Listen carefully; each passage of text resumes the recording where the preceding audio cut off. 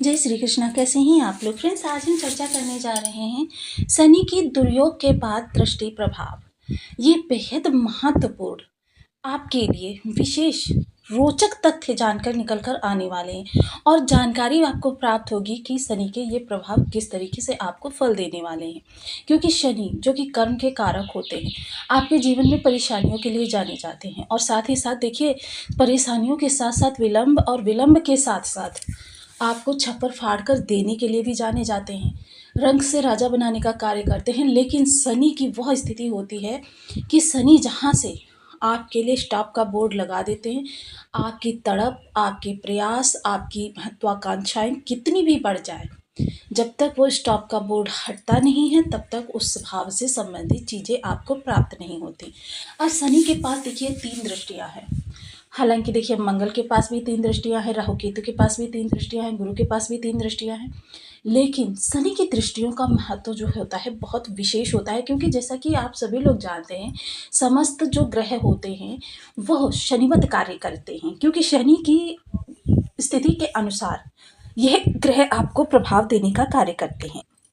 तो अब आपके लिए किस तरीके से स्थिति बनने वाली है, कहाँ से आपको लाभ या कहाँ से आपके लिए हानि, और कहाँ से शनि की कौन सी दृष्टि आपको नीच प्रभाव देगी, कौन सी दृष्टि इनके उच्च प्रभाव देगी, इन सभी विषयों पर विस्तार से संपूर्ण चर्चा करेंगे इस वीडियो में। तो बनी रहिए हमारे साथ इस वीडियो में, एंड तक आपको बहुत कुछ जानने के लिए मिलेगा।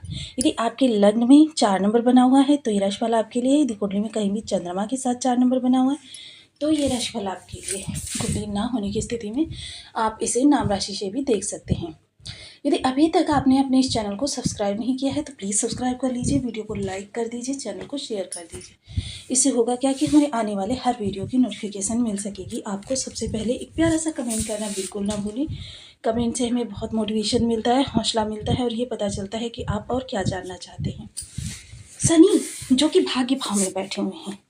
अब पिछला समय आपके लिए ढैया जो कष्टकारक समय था क्यों कहा जाता है?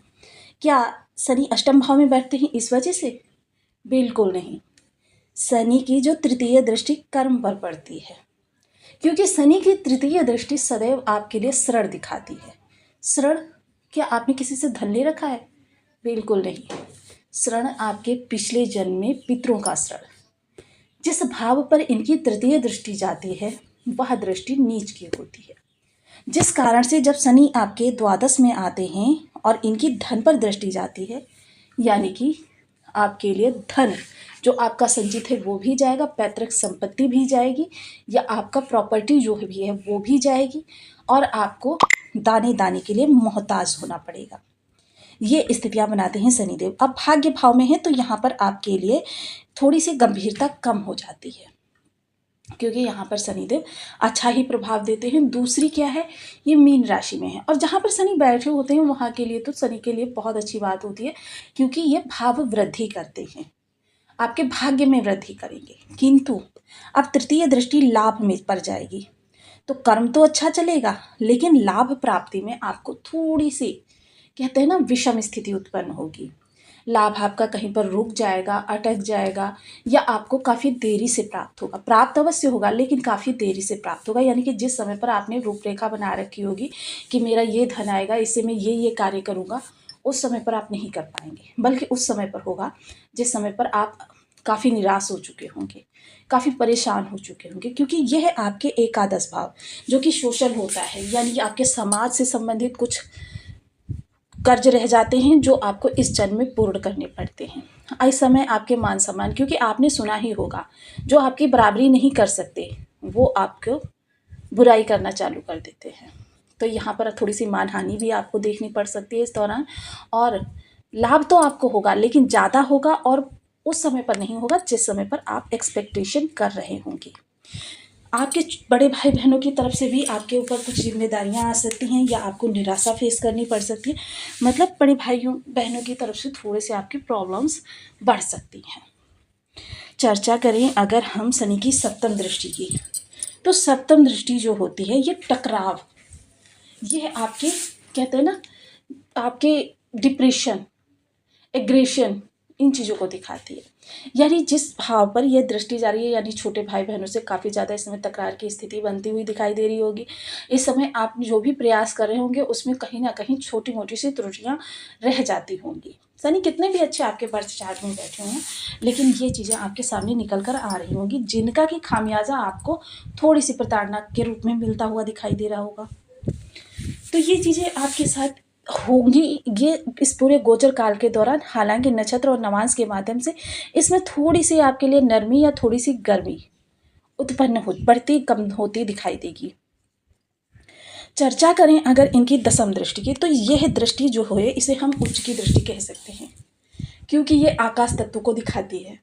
जैसे शनिदेव कालपुरुष की कुंडली के अनुसार दशम भाव के स्वामी होते हैं, और यहाँ पर जब दृष्टि जाएगी तो इस समय शत्रु आपके परास्त होंगे, शत्रुता आपकी पूरी तरीके से समाप्त हो जाएगी। आपकी एबिलिटी जो होगी प्रतियोगिता के लिए वो और ज़्यादा बढ़ जाएगी, क्योंकि शनि की यह दृष्टि महत्वाकांक्षाओं की पूर्ति करती है, डिज़ायर्स की पूर्ति करती है। तो जिस भाव पर यह दृष्टि जाती है उस भाव से संबंधित, अब ये आपकी प्रतियोगिता के भाव में जा रही है, आपने शरण वगैरह ले रखा है, उसको आप समाप्त कर सकते हैं। तो यह दृष्टि आपके लिए काफ़ी अच्छा एक्सपीरियंस लेकर आने वाली है।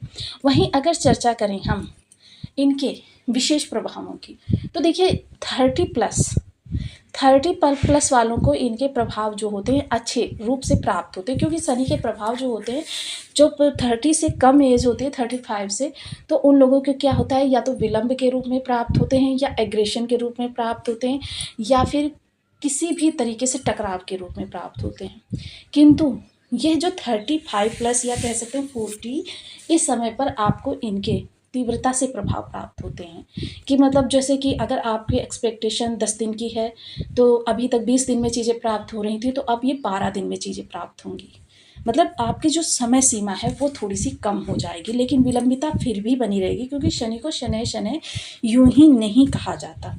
अब देखिए कुछ विशेष उपाय, क्योंकि शनि के प्रभाव, जैसे तृतीय दृष्टि नीच की है, तो उसको हमें शुभ किस तरीके से करना है। सबसे पहले अपने आचार विचार व्यवहार को सदाचार के अनुसार ढालना है। हालांकि ये चीज़ें प्रारंभ में थोड़ी सी कठिन होती हैं, लेकिन जब आप धीरे धीरे इन चीज़ों को करना प्रारंभ कर देते हैं तो ये आदत में हो जाता है।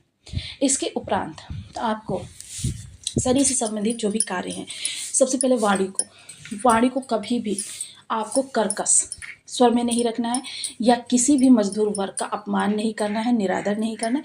ये चीज़ें आप थोड़ी सी संयम के साथ अगर करना प्रारंभ कर दें, किसी भी रिश्ते की उपेक्षा नहीं करनी है। बहुत से मोस्टली लोग क्या होते हैं, जब सप्तम पर दृष्टि होती है तो जीवन साथी की अवहेलना करना प्रारंभ कर देते हैं, प्रताड़ना करना प्रारंभ कर देते हैं। ये चीज़ें आप पूर्ण रूपेण आपकी समाप्त हो जाएंगी। आपके जीवन में तरक्की के अवसर तभी खुल सकते हैं जब शनि आपके अनुकूल हों।